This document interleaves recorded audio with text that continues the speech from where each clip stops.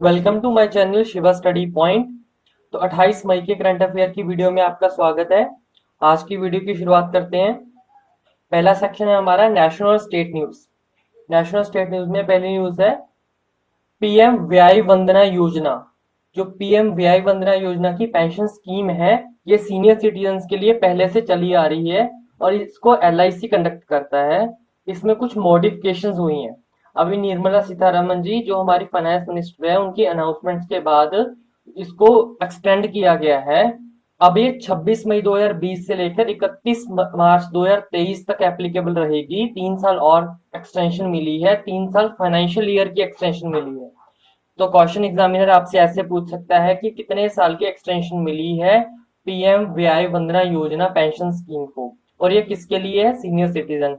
Age limit क्या है? 60 से ऊपर होना चाहिए इसके अप्लाई करने के लिए।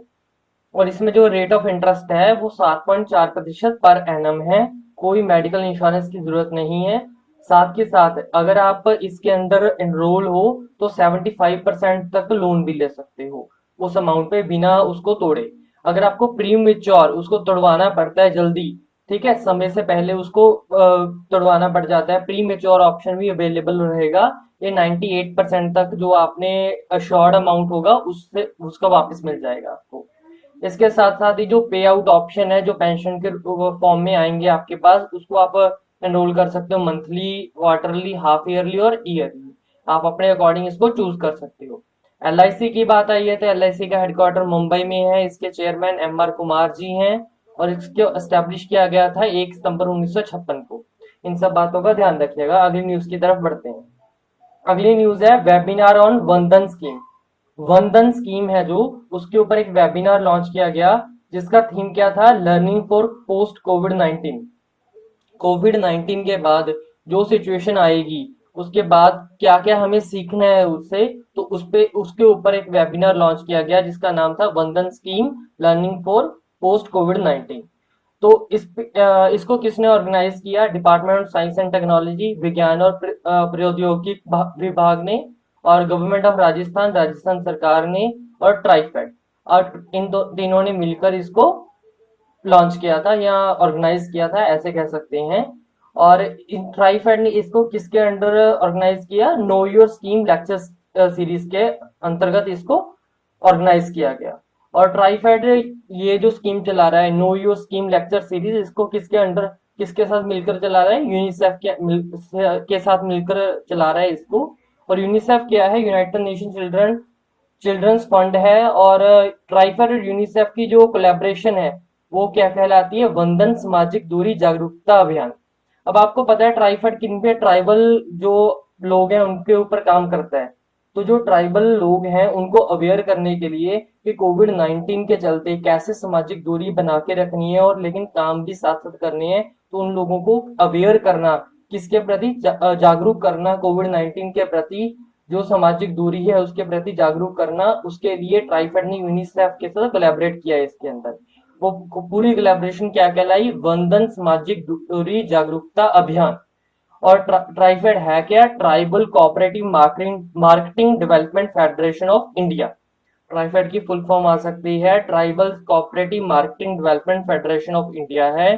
और जो अभी प्रेजेंट में हमारे डिपार्टमेंट साइंस एंड टेक्नोलॉजी के सेक्रेटरी हैं वो कौन है? प्रोफेसर आशुतोष शर्मा। अच्छा, यहाँ से एक और बात भी सामने आती है कि साइंस एंड टेक्नोलॉजी मिनिस्टर कौन है हमारे? डॉक्टर हर्षवर्धन जी। और डॉक्टर हर्षवर्धन जी का जो कॉन्स्टिट्यूएंसी है, जो कहाँ से सांसद है, वो चांदनी चौक दिल्ली से सांसद है। इन सब बातों का ध्यान रखिएगा। आगे बढ़ते हैं। अगला है 440 मीटर लॉन्ग टनल, जिसका नाम क्या है? चंद्रम परियोजना के अंडर जिसको बनाया गया है। इसको कहाँ बनाया गया है?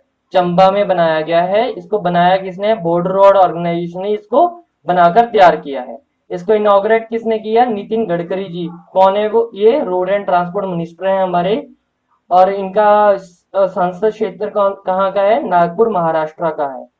जो ये बनाई गई है, टनल बनाई गई है, इसके बेनिफिट क्या होगा? जो चार धाम यात्रा है उसको करने में आसानी रहेगी, उसका समय है जो कम होगा। तो पहले क्या था? ऋषिकेश, धारासाऊ और गंगोत्री स्ट्रेच पे काफी दिक्कत का सामना करना पड़ता था, जो कि चारधाम हाईवे के नाम से फेमस है, नेशनल हाईवे 94। तो क्वेश्चन ये भी पूछा जा सकता है कि चारधाम हाईवे किसको बोला जाता है? नेशनल हाईवे 94 को बोला जाता है।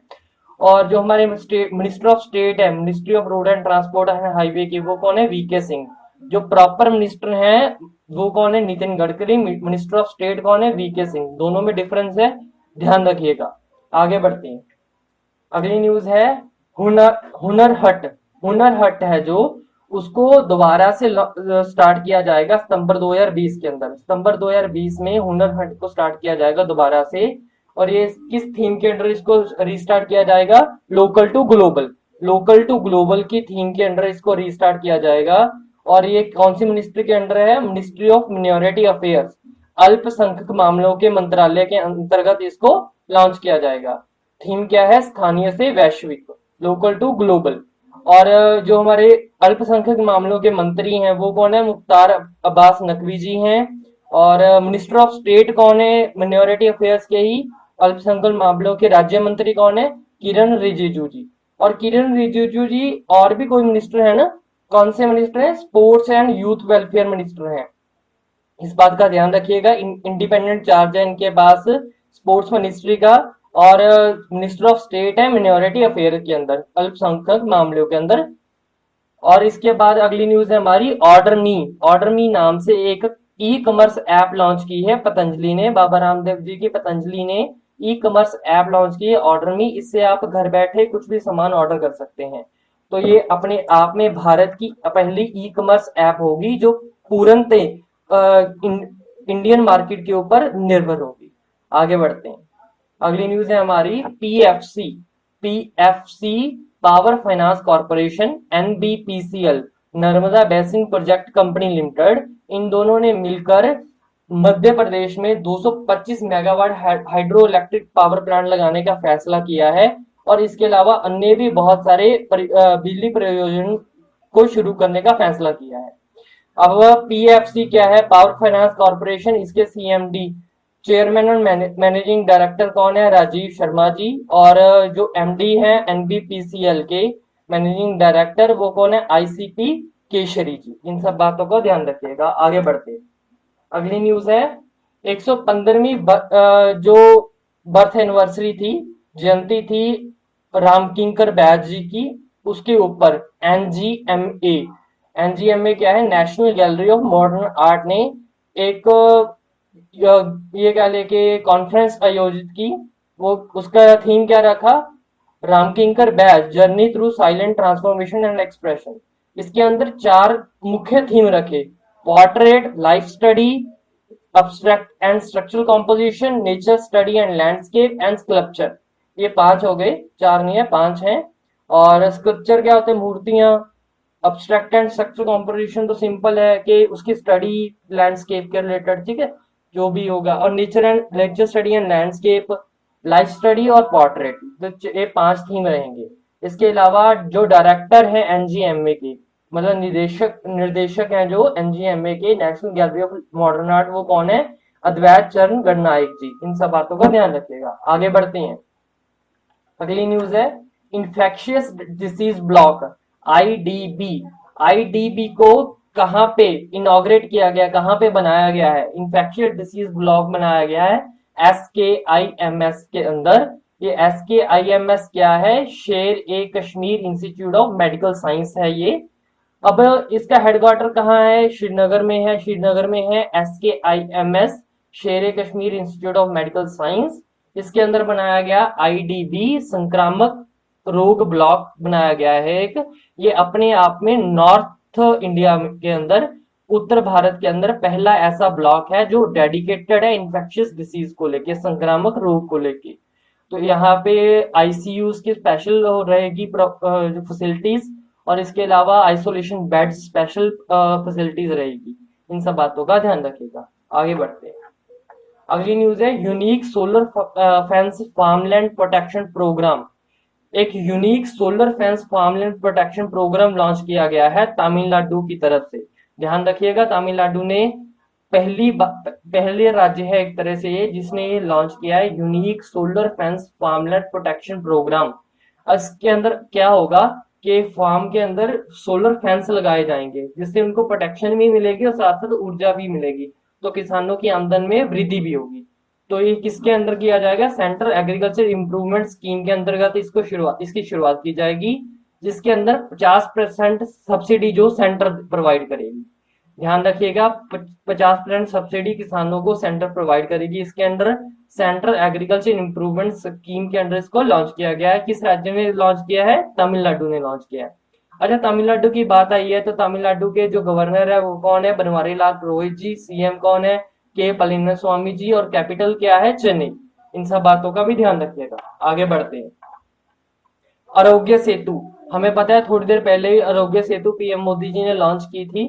ये आरोग्य सेतु को अब ओपन सोर्स कर दिया गया है। ओपन सोर्स का मतलब क्या है? इसमें कोई भी इंसान किसी भी तरह की मॉडिफिकेशन करके इसको अपने लिए यूज कर सकता है।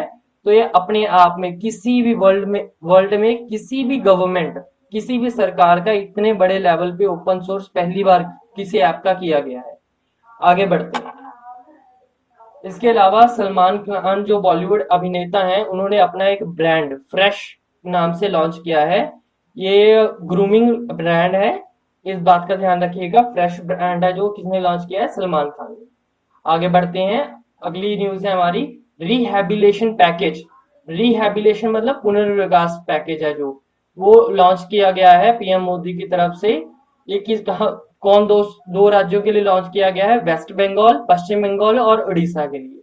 क्यों लॉन्च किया गया है? क्योंकि हमें पता है अभी एम्फन तूफान ने वहां पे बहुत भारी बुरे हालात कर दिए थे। बहुत बुरे हालातों से गुजरना पड़ा वेस्ट बंगाल और उड़ीसा को।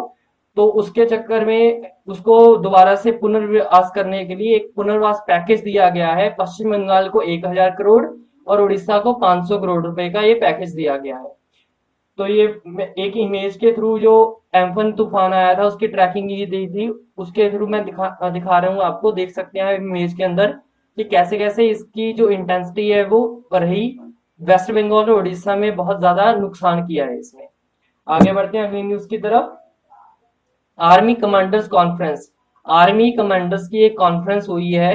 कहाँ पे हुई है? न्यू दिल्ली के अंदर। ये बाई एनुअल है, साल में दो बार होती है। इस बात का ध्यान रखिएगा, मेन इंपॉर्टेंट है।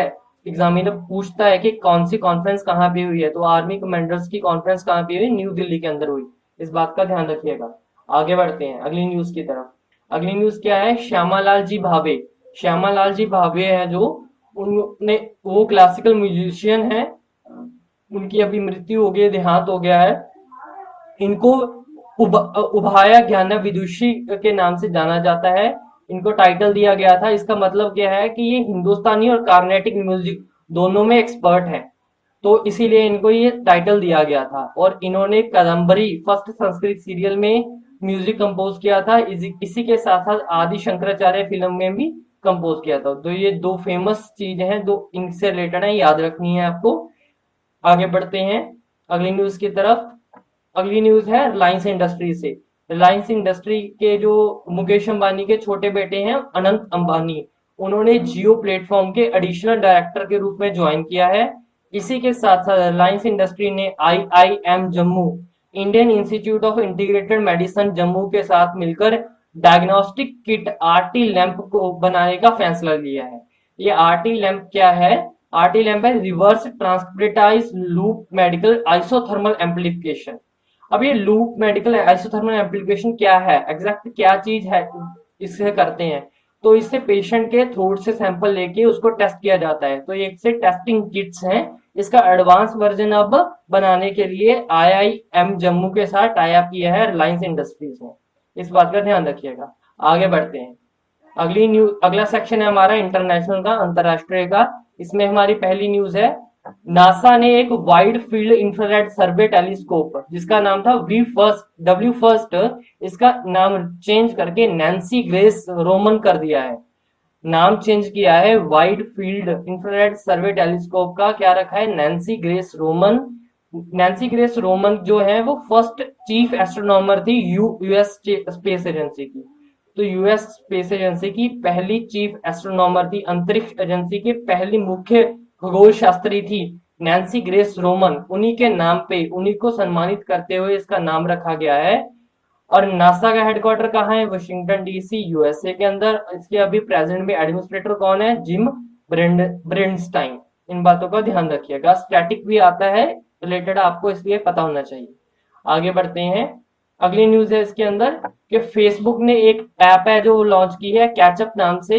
अभी कैचअप क्या करेगा, इसके अंदर आप टाइमिंग्स है, ऑल टाइमिंग्स है, उसको कोऑर्डिनेट कर पाओगे। मैक्सिमम 8 लोगों का हो सकता है। तो इसके अंदर क्या होगा, अगर एक इंसान एक टाइम पे फ्री है, दूसरा दूसरे टाइम पे, दोनों एक साथ एक दूसरे से कोऑर्डिनेट कर पाएंगे।